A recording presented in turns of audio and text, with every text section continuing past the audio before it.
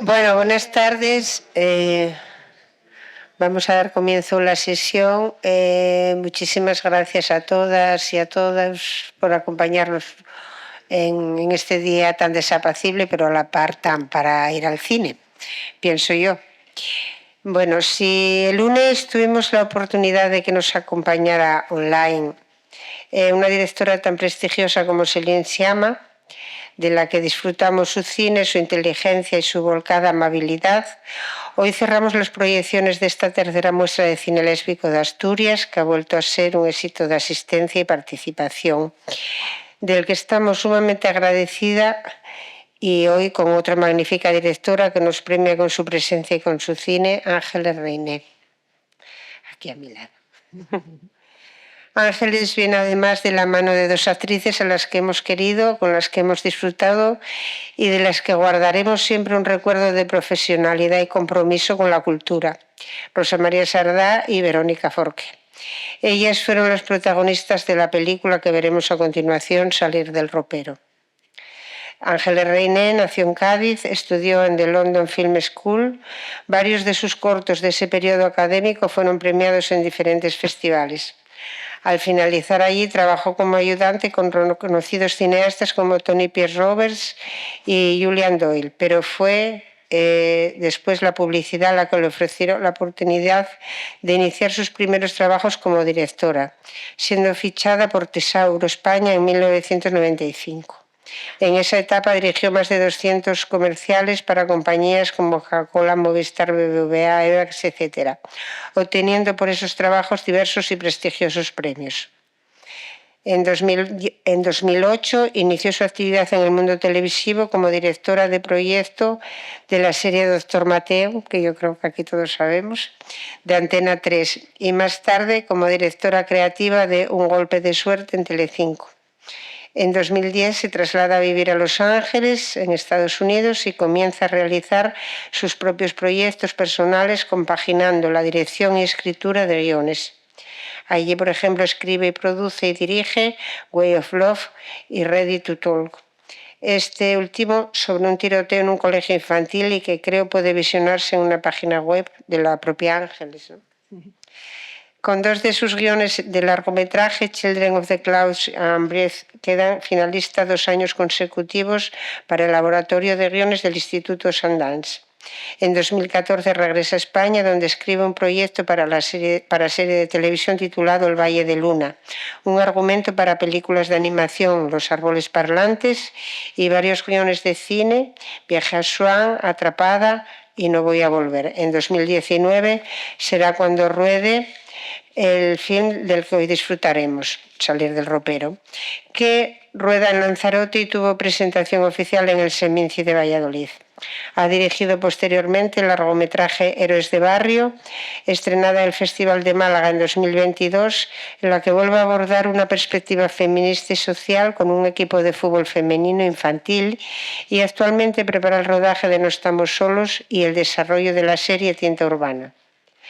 Ángeles Reiner es una profesional forjada en la versatilidad, que ha desarrollado un aprendizaje del oficio desde muy distintos hábitos, como operadora de cama, directora de fotografía, montadora, guionista o como directora, curtiéndose, como decíamos, en el rodaje publicitario hasta llegar al cine de autora. Ese amor por el cine le trae aquí hoy con una historia que, según sus propias palabras, quería provocar en el público un sentimiento de libertad, de amor, de tender más al prójimo, de empatía hacia lo que le pasa al otro, y ello además pasando un buen rato. Su historia se desarrolla sí, en una actualidad más comprensiva, pero en la que aún queda mucho camino para la total normalización. No hace tanto las mujeres lesbianas debían esconder sus sentimientos y hasta tratar de llevar una vida de las consideradas normales, aunque se vivieran matrimonios infelices. No hace tanto un gran amigo nos leyó en un encuentro poético un poema dedicado a su abuela que puede ejemplificar lo que mencionaba. Él, Javier Muñiz, al que algunas personas puede que conozcáis, no puede acompañarnos, pero hemos querido que su texto se lea por la también poeta Carmen Sánchez. De alguna manera, esos versos también podrían traernos a la memoria la historia de Nelly Nadine, que vimos el martes y tan sobrecogidos nos dejó por la verdad y por su belleza. Bueno, yo voy a ceder el micro a Carmen Sánchez, que introducirá estos versos, de alguna manera también para que Ángeles lo vea un poco como un prólogo, y luego ya la propia Carmen Reiné, perdón, la propia, bueno, la propia Ángeles nos dirá unas breves palabras antes de proyectar la película. Y lo que sí quisiera es que, bueno, a ser posible, yo sé que cada uno tiene su tiempo como lo tiene, pero después de la película ya saben que siempre tenemos como un encuentro con el público y, bueno, no ser que por causas mayores, yo creo que sería muy agradable que se quedaran para comentar con Ángeles cualquier cosa sobre la película, sobre la situación que refleja, sobre las actrices, sobre su trabajo, lo que crean conveniente, por supuesto. Bueno, muchas gracias y Carmen, cuando quieras. Hoy vamos a hablar de amor, del amor incondicional de dos mujeres. Conozco muy bien la historia. Una de ellas se llamaba Julia, morena, de ojos color cielo, del color del cielo cuando se enfada. La otra, Irene, también morena, de ojos color azabache. Se conocieron por casualidad. El amor verdadero siempre es casual. Fue en una tarde de verano en la biblioteca del pueblo. Sus manos se rozaron por primera vez al coger las dos el mismo libro. El título del libro no es importante, pero sí era de poesía. Entre "no, cógelo tú, que lo viste primero", a ir juntas a tomar un café, pasaron 15 minutos.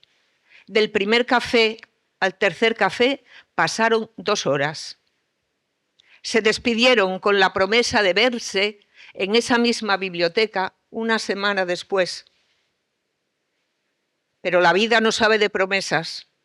Tardaron más de 20 años en volver a verse.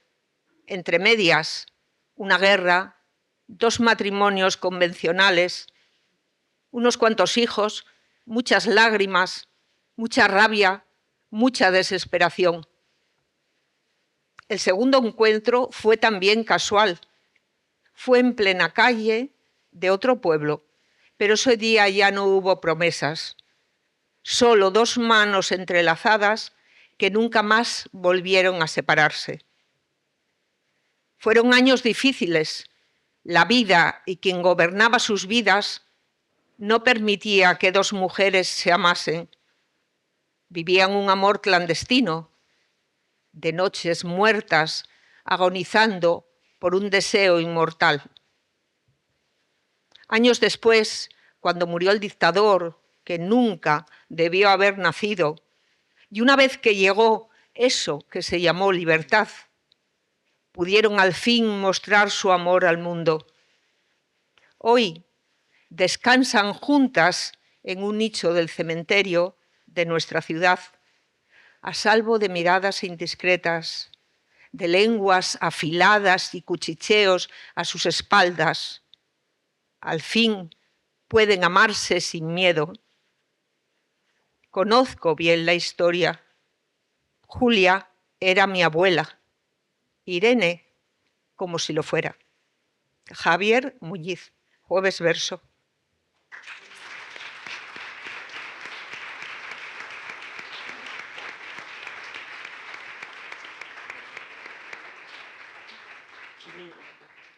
Preciosa, precioso verso. Decía que me había emocionado, ¿no?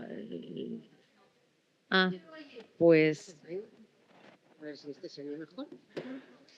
A ver ahora. ¿Qué tal? Uy, ahora sí se me oye, demasiado se me oye. Ya. Decía eso, que me había emocionado esas palabras, ¿no? Y estaba acordándome de cuando empecé a escribir la historia, ¿no? Porque yo hice, cuando preparé el guión, preparé lo que era una historia de amor, ¿no? De estas dos, estos... ¿No me oís? Ahora sí. Decía que es que me da un poco de miedo el micro. Tengo miedo escénico al micro. A ver, ahora sí me oís todos, ¿no? Vale. Pues eso, decía que estos versos tan bonitos, ¿no? Y que me han emocionado tanto, me habían llevado el recuerdo de cuando estaba escribiendo el guión y había empezado como a desarrollar los personajes, ¿no? Y yo hice como una especie de backstory, como una historia o sea, de la historia de antes, ¿no? De estas dos mujeres que ahora ya estaban en la edad dorada, ¿no? Y me ha recordado mucho a la historia esta, ¿no? Porque realmente ellas se conocían de cuando Celia y Sofía, que son mis personajes, ¿no? Yo los creé con una historia de amor de juventud, incluso de infancia, ¿no? Y ese amor prohibido, ¿no? Que bueno, pues que incluso las separaron, ¿no? Y bueno, y ya cuando fueron ya más mayores, ¿no? A través de la amistad, cada una tuvieron su marido, sus hijos y tal, y a través de la amistad es como un día se dieron cuenta que realmente estaban enamoradas, ¿no? Y cuando deciden que bueno, pues que esto lo tienen que contar a su familia y se lo tienen que contar a todo el mundo, y además tienen que coger la ventaja de que se pueden casar, ¿no? Pues para casarse, ¿no? Y que hacerlo público, ¿no? Y tal. Y claro, las dos mujeres tan ilusionadas con que eso era una noticia de felicidad, se encuentran con que eso es un conflicto en su familia, ¿no? Claro, todo esto está contado en un tono de comedia, bueno, pues para hacerlo también más posible de producción en España, porque realmente en esa época recuerdo que era muy difícil sacar proyectos que no fueran comedia, ¿no? Pero realmente en el fondo de la historia lo que hay es una gran historia de amor, ¿no? Y una historia sobre tolerancia, una historia sobre libertad y sobre libertad a todos los niveles, porque además yo fui más allá y puse a una muy católica y a otra que le daba igual el catolicismo, o sea, que ella tenía un sentido espiritual de la vida, pero no practicaba ni nada, pero era muy respetuosa con los principios de su pareja, ¿no? O sea, que eso me parecía pues, muy noble, ¿no? Y esta mujer, entonces, no sé si os acordáis, pero a mí me vino un artículo del periódico del Papa entonces, Papa Francisco, Papa Paco, como la llama la prota de la película, como lo llama Rosa María Sardá, que estaba como abriendo un poco, ¿no? O sea, abriéndose la iglesia un poco a la tolerancia y todo esto, que luego la iglesia volvió a cerrarse, pero al principio parecía que este papa iba a hacer una revolución, ¿no? Iba a admitir a los gays, ¿no? En la sede de la iglesia, ¿no? Y yo dije, pues mira, es una oportunidad para contar esto, ¿no? También, y claro, en tono de comedia, ¿no? Evidentemente. Que además, curiosamente, luego si os quedáis, os cuento algunas anécdotas más, ¿no? Que están basadas en hechos reales, ¿no? Pero yo creo que eso mejor como lo dejamos para después y así disfrutáis de la peli. Es una peli ligera, divertida y sin muchas pretensiones, pero eso sí, tiene grandes protagonistas que la hacen grande a la película, ¿no? Realmente son ellas las que hacen grande a la película. Ni yo como directora, ni yo como guionista, pero ellas sí, porque ellas eran dos grandes de España. Vale, gracias.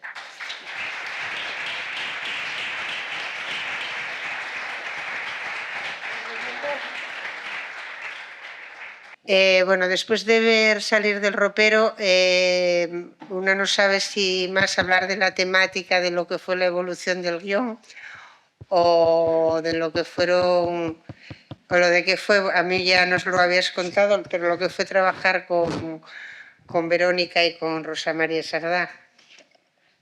Pues bueno, lo que queráis. O sea, trabajar con ellas, como digo, fue muy fácil, emocionante para mí. Creo que esta anécdota te la contaba yo esta mañana, que la primera vez que... ¿No me oís ahora? Perdón.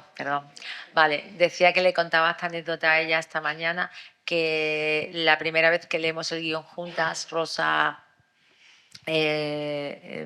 Verónica y yo, pues realmente, claro, era la primera vez que yo iba a oír mis personajes que yo había escrito, ¿no? O sea, ellas les iban a poner voz, les iban a poner sentimientos. Y claro, era solo una lectura, estábamos sentadas en el salón de mi casa, o sea, que era un espacio que no tenía nada que ver con el entorno donde iban a estar los personajes ni nada. Y era solo una lectura, ¿no? Y era la primera vez que lo leían para mí. Pero vamos, fue como una emoción increíble porque es que ellas cogieron, especialmente Verónica, recuerdo que cuando empezó a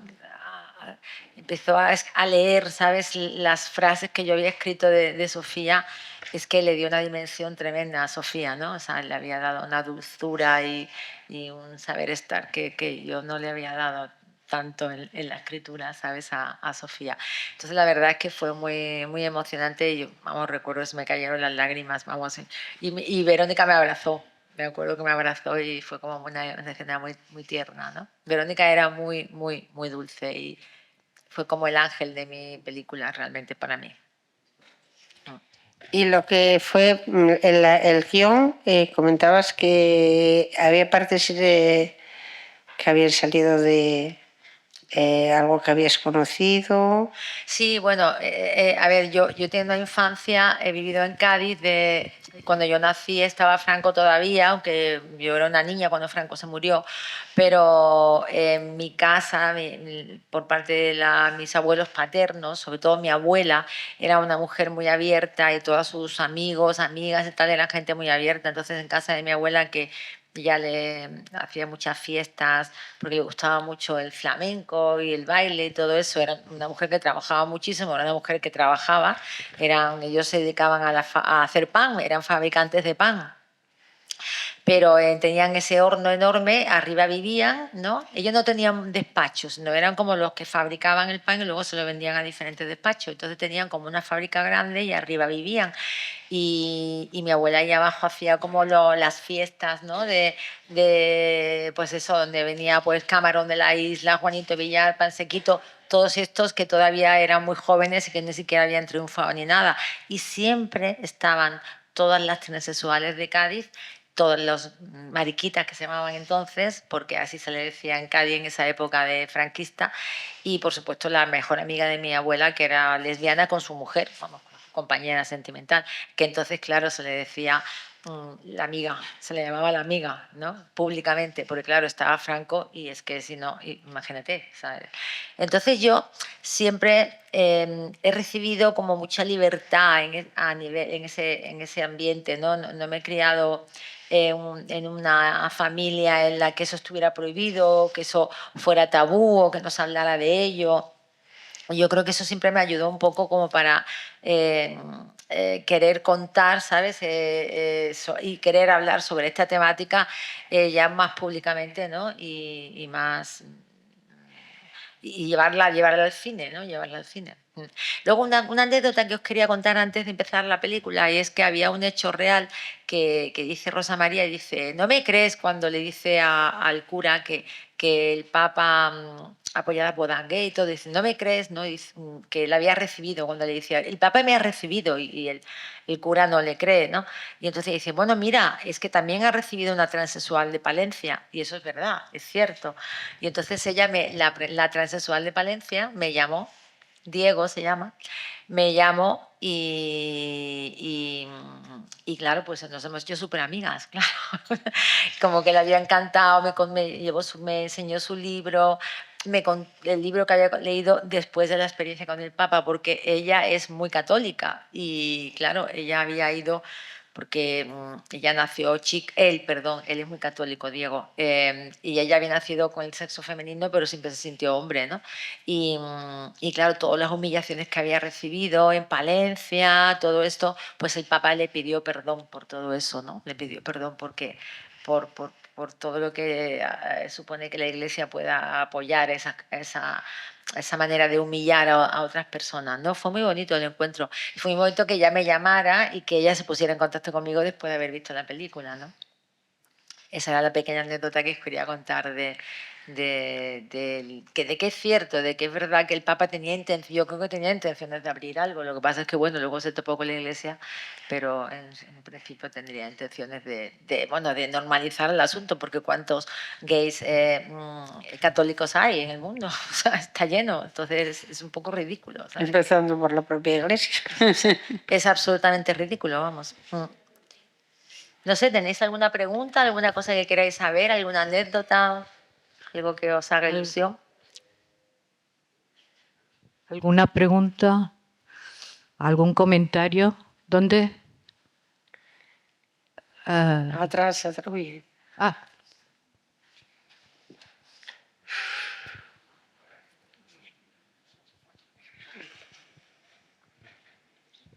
La verdad que ellas actúan muy bien en la película, las protagonistas. Hombre, son dos grandes. Sí, no eran, porque ahora ya. Sí, Pero aún así siguen siéndolo, la verdad. Sí. Y lo hicieron muy bien. ¿La chica que está con ellas, qué es? ¿Una sobrina de ellas o algo así? ¿te refieres a la persona que es especial, a la que... Sí, Bueno, es Candela Peña. sí. Eso. Bueno, Candela Peña está basado en un personaje real, ¿vale? Que es la hija de una amiga mía que actualmente tiene 22 años, en algún día tendrá 40, y tiene el síndrome de X frágil, tiene un poco pues esas características de una persona que repite las cosas muchas veces, ¿sabes? En fin, un poco parecido a las cosas que hace Candela Peña. De hecho, yo le presenté a Candela a esa chica, que entonces tenía 16 o 17 años, ¿sabes? Y lo primero que le hizo cuando la conoció es que le cogió las tetas. O sea, le cogió las tetas y le dio besitos en las tetas, claro, porque es una persona especial, no es, vamos, tiene un síndrome, ¿sabes?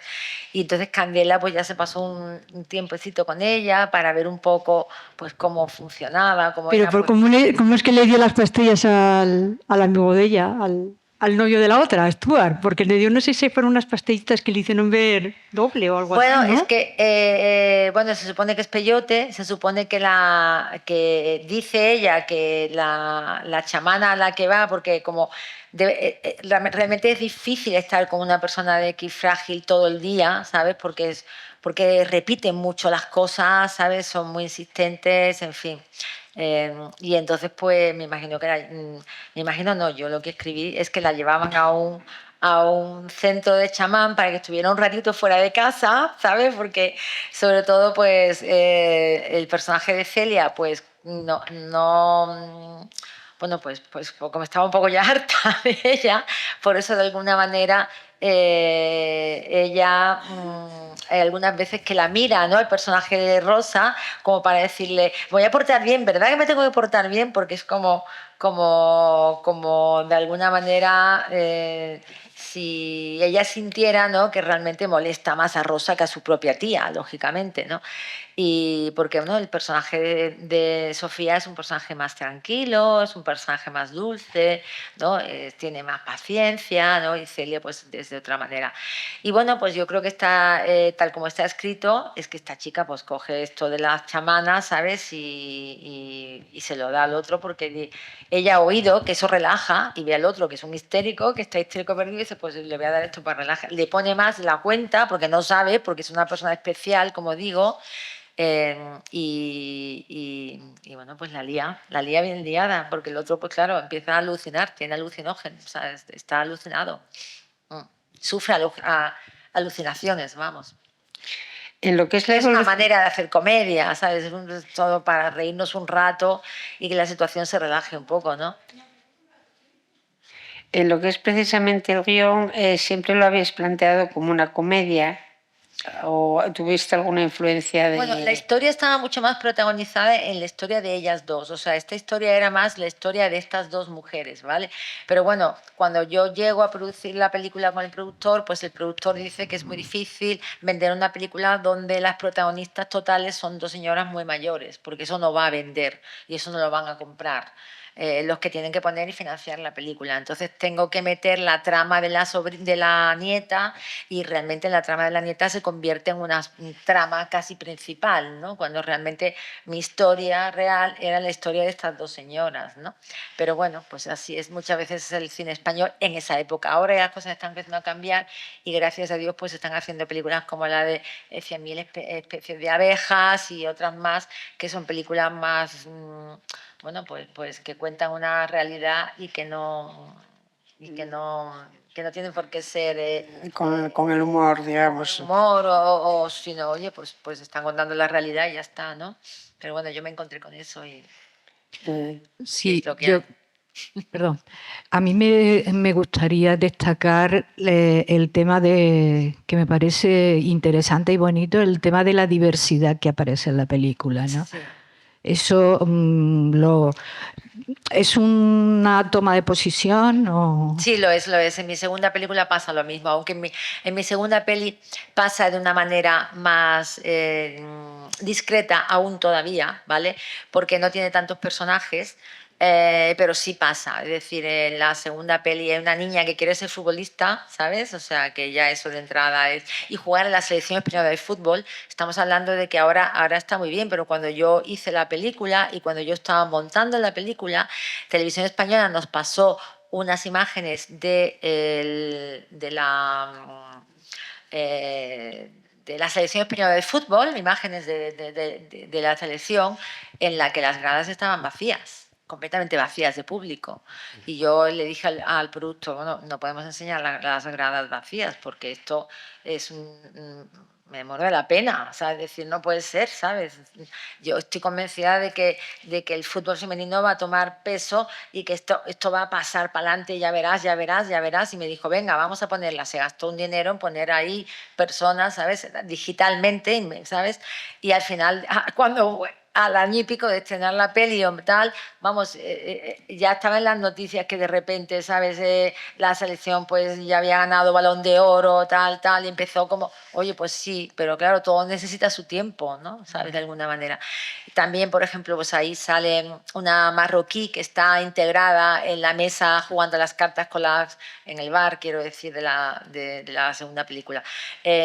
Integrada con ella, ¿sabes? Es decir, como el señor que lleva los panes allí es un oriental, o sea, no sé, un poco pues la realidad de lo que ocurre en la vida, ¿no? O sea, de alguna manera. Hay un niño con síndrome de Down que está dentro de los amigos de ellos, de las niñas, ¿sabes? Juegan a las niñas y es uno más de ellos, ¿no? Para mí es importante. Yo además me he criado también con una niña especial. Yo es que no me gusta llamarles personas con discapacidad ni nada, sino le llamo de alguna manera personas especiales, ¿no? Porque para mí no son personas especiales. Y mi vecinita de arriba, Cristina, ¿sabes? Pues es una niña especial y entonces siempre era la persona más cariñosa del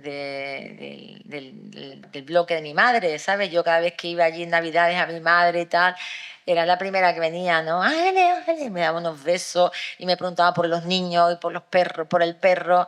No sé, es que no venía nadie más que ella. O sea, que decir que al final era... Y me parece que es importante, ¿no? Que todo el mundo esté integrado, ¿no? Porque es el reflejo de la sociedad, no es más que eso, ¿no?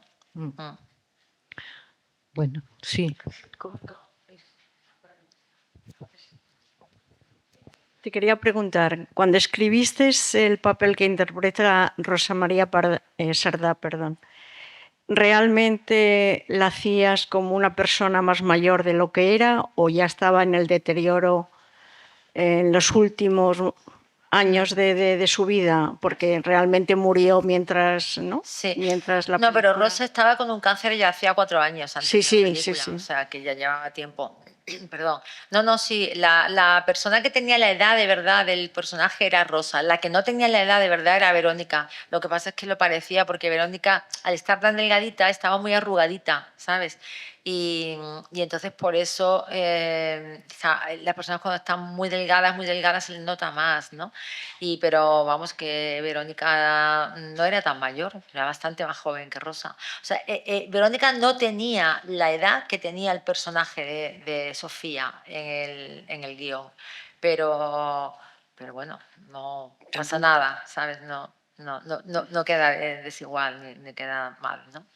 Sí, sí, yo escribí esa historia para dos señoras mayores de esa edad, quiero decir, la edad de oro, como le llamo yo, ¿sabes? Una edad de oro ya, en la que además yo quería que esas niñas de pequeñas eran cuando habían estado de jóvenes, de juventud, de 14 años, o ahí cuando estaban enamoradas, ¿no? Cuando empezó su amor realmente, y bueno, ella lo cuenta en la película, ¿no? Que las madres la ven juntas y tal, y todo esto. Yo les escribí una historia de background a cada personaje, ¿no? O sea, de toda una historieta que podría hacer una película de eso, porque hay páginas y páginas escritas. Podría hacer toda la historia de amor de cómo se conocían esas niñas, cómo se separaron, cómo se reencuentran, porque está todo eso escrito para luego trabajar con los personajes, con ellas, ¿no? Y que ya entendieran pues de dónde venían, ¿no? Cuál había sido su vida, de alguna manera.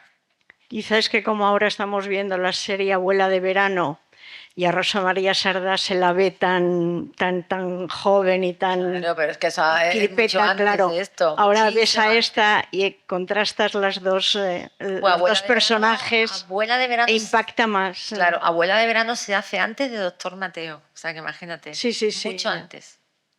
Sí, porque yo de hecho llamé a un amigo que había trabajado en Abuelo de Verano, de director, Enrique Fol, para que viniera a hacer unos cuantos capítulos en Doctor Mateo. O sea, y él ya los había hecho, había hecho eso hacía 3 o 4 o 5 años. O sea, que tiene muchos años, Abuela de Verano. Sí, Sí. ¿Y a la hora de hacer el guión ya las veías a ellas o no? ¿A la hora de qué? De hacer el guión. No, la verdad es que no. No escribí el guión para ellas. Eso surgió luego. No. Cuando escribí el guión, no. He escrito luego algún guión para Verónica, que luego no ha podido ser porque se nos ha ido, pero esos no. Yo generalmente escribo con el personaje, no escribo con la actriz, sino o sea, no le pongo una cara, le pongo más, ¿sabes? Una forma, un contenido, un alma, una manera de ser, un background, una historia, unas situaciones, unos traumas o lo que tengan, ¿no? Pero no tanto como para... No. Tampoco me ha pasado el segundo guión, o sea, ninguno de los... La vida, esto lo he escrito para tal, no.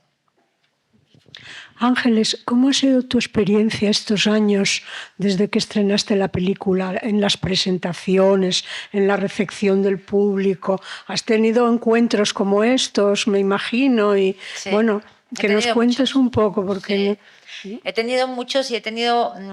la verdad es que tengo que decir que esta película siempre las salas estaban llenas. O sea, ha sido desde la primera vez que se ve en la sala íntima de donde se está haciendo la postproducción, que solamente se está viendo el color, como quien dice, o sea que todavía no está ni el sonido puesto, todo, ni nada de nada, que ya está solo lo que es una parte del equipo viendo esto, pero una parte, ni siquiera está todo el equipo, está solo la gente de postproducción. Ya eso, la película les había encantado. Y luego también cuando se hace el pase de la academia, lo mismo, cuando se estrena en Valladolid, eso fue increíble. O sea que siempre he tenido muy buenos... pero esta película tuvo muy mala suerte, porque esta película se iba a estrenar justo con la pandemia. Y con la pandemia... iba a estrenar una semana después de que nos encerraran, ¿vale? Entonces se quedó ahí bloqueada y justo cuando nos abrieron, que no sé si nos abrieron en junio, julio, por ahí, no sé si alguien se acuerda, pero yo no me acuerdo ya, esas cosas, tengo la costumbre de borrar esas cosas, que está bien borrarlas, porque vamos, cuidado en lo que pasamos. Estrenamos en septiembre y claro, las salas de cine, o sea, esta película es, sobre todo, el target de esta película es gente madura, es gente... de la tercera no me gusta, pero como edad de oro, ¿sabes? Una edad ya de otoño, en fin, también hay gente joven que la ve, pero... Y claro, pues había salas que estaban muy llenas, pero estuvo, pues a lo mejor... y eso que duró bastante, para ser como estaba, ¿sabes? Pero yo que hubiera dado más taquilla, ¿sabes? Si... De hecho, la segunda película mía es la película más taquillera en el cine andaluz. O sea que de alguna manera a mí me gusta hacer películas que lleguen al público, ¿sabes? Y que llegue a mucha gente. Que luego esté llena de detalles y que si alguien con un pues yo qué sé, los más intelectuales pillan más cosas, los menos intelectuales pillan otras cosas, ¿sabes? Pero que haya todo tipo de gente que la pueda ver, ¿no? Y esta peli fue una pena por eso. Pero sí, he tenido muchos encuentros muy bonitos además. Incluso, mira, voy a contaros una anécdota que fue preciosa. Esto fue en Almería y fue un encuentro en la cárcel. Y yo me imaginaba, fue el Festival de Cine de Almería, y entonces yo me imaginaba que la película se pasa en el festival, en el teatro habitual de tal, y luego también vamos a hacer un pase especial a la cárcel. Y yo me imaginaba que iba a ser la cárcel de mujeres, ¿no? Porque, bueno, es una película de mujer, vamos, centrada más en las mujeres, digo, oye, pues será la cárcel de mujeres. Para mí fue impresionante porque era la primera vez que yo había entrado en una cárcel, nunca había pasado por ahí, ¿vale? Pues la impresión está de que te cierran las rejas por detrás, o sea, es realmente impresionante, dejas los móviles dentro, tienes una sensación de decir, wow, qué duro esto, ¿no? Entonces ya cuando entras a la sala, un pedazo de sala de cine impresionantemente grande, vamos, enorme, pero enorme, llena toda, entera, de hombres. Era una cárcel de hombres. Y curiosamente yo pensé, digo, aquí se van a aburrir con esto. O sea, yo digo, esto les va a parecer un rollazo, ¿sabes? Es decir, es que yo pensé, dije, bueno, pues nada, ¿qué vamos a hacer? Pues ya estamos aquí. A ver, pues vamos a torear este. Oye, ¿no sabes qué bonito fue las cosas que me dijeron? Bueno, me dijeron unas cosas tan bonitas que aún todavía las recuerdo. Recuerdo que uno me dijo, muchas gracias porque esta película me hace querer ser mejor persona. Yo decía, bueno, y otros, unas cosas técnicas, profundamente técnicas, ¿sabes? Como de, bueno, porque la fotografía, porque he visto que he utilizado muchos angulares y entonces la profundidad de campo. Y yo decía, ¿qué habrá hecho hasta aquí en la cárcel? Igual, yo qué sé, ¿sabes? Algo de cheques o algo, porque digo, no es ningún kinky, tiene control total de la fotografía y la técnica. En fin, que había mucha diversidad de personas, mucha diversidad de preguntas y vamos, y muy bonito en general, unos aplausos, o sea que ese fue de las veces que recuerdo que más me ha impactado, ¿no? Pues también por el sitio, por el entorno y porque eran todos hombres. Cuando normalmente la mayoría de la gente que va a ver la película pues son mujeres, claro. Hay de todo y me encanta que haya de todo, pero generalmente son más mujeres. Pero bueno, a lo mejor esta situación que se refleja aquí, que en un momento dado más la tiene que entender, a veces pienso que son los hombres, ¿no? Hombre, pues posiblemente, pero bueno, ellos también lo pasan, Sí. O sea, decir que, porque aquí se toca el tema de dos mujeres, pero se podría haber tocado el tema de dos hombres y el mismo. Sí, pero parece como que socialmente, no sé, como siempre hubo más representación cinematográfica, pienso yo. Eso sí es verdad, eso sí es verdad. De gays Eso sí es masculinos verdad. Sí, es verdad. Sí, eso sí es que cierto. femeninos. Eso sí es cierto. Y además se respeta más, desde el mundo del cine hay muchos hombres directores gays, ¿sabes qué te digo? Y se les respeta y los gays tienen una sensibilidad y tal. Un ¿sabes? lobby, dicen. Un lobby, es un lobby importante además, es cierto, sí es verdad, sí. Pero bueno, en la vida real es que realmente en momentos en los que se viven con dictadores o con, bueno, pues eso, situaciones complicadas políticamente hablando, ¿no? Y tal, como pasa en Rusia, como pasa en otros países, realmente pasan mal hombres y mujeres, o sea, lo pasan mal cualquiera que no tenga la misma orientación sexual que el presidente que esté viviendo. A lo mejor hasta el presidente es gay, pero no lo dice. O sea que... Bueno, ¿alguna pregunta más? ¿Comentario? Y además hay una cosa también que es importante, es una película que trata sobre todo eso, de dos mujeres que quieren casarse y quieren ser libres y tal, y entonces la temática son dos lesbianas, pero va más allá porque cuenta otras cosas, ¿sabes? Cuenta también la tolerancia del respeto a otras religiones, la tolerancia a que uno era gay y ahora ya no es gay y ahora está casado, la tolerancia a que una persona que es especial y que es difícil de vivir con ella pueda vivir, ¿sabes? Se pueda integrar en una sociedad. Entonces se está hablando un poco al final es una película que habla sobre tolerancia, ¿no? Que es verdad que la trama principal es el lesbianismo en este caso, pero toca muchas cosas, ¿no? Que aunque es verdad que lo toca en detalles, ¿no? En pequeños detalles. Se podrían hacer 6 películas con una. Sí, yo lo que creo que es importante también la película, y me parece que tenía que estar en una muestra de cine lésbico, es que ayuda a crear representación, ¿no? Sí. Y representación de mujeres mayores, porque Sí. parece que el lesbianismo es de gente joven o Exacto. tal. Y entonces a mí eso sí que me parece muy positivo, ¿no? Exactamente. De abrir campos. Y la si gente quieres. joven lo tiene mucho más fácil ahora. Nada que ver.